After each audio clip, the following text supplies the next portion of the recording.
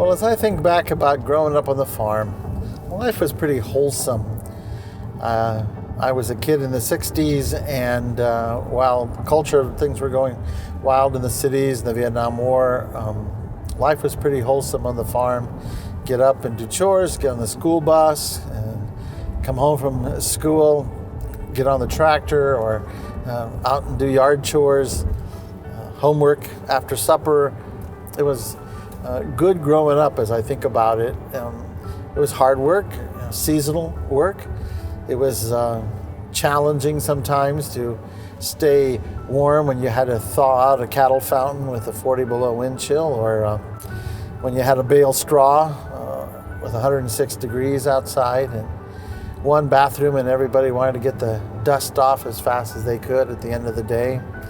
Mom would bring lunch to the field. It was good. It was really good.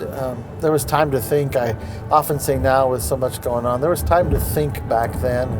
You know, when I think about farming, especially planting a seed, waiting it to grow, watching it grow, it takes time. In farming, you have to be patient with the weather, but patient with the process. And in the process, God does amazing things.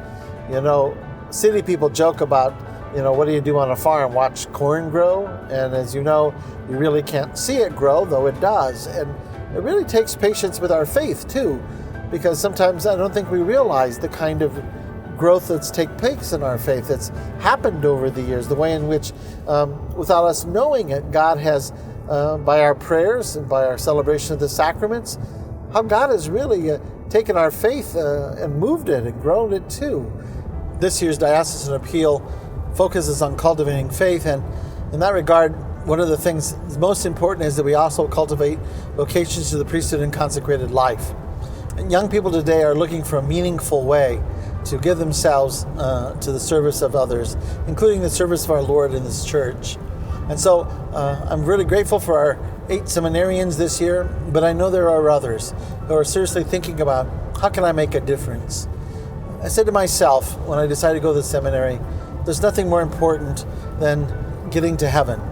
What could be more important than dedicating my life to helping others get there as well? And that has really animated me and motivated me throughout my priesthood. Young people, I invite you to consider what you're going to do to make a difference in the world, and really what could be more important than helping other people grow in their faith and enter the kingdom of heaven with you. Please consider a religious vocation if that's where the Lord is calling you, and trust that He will take care of you. He will fill your life with joy. He will bless you in amazing ways, and you will be happy not only in this world, but in the world to come.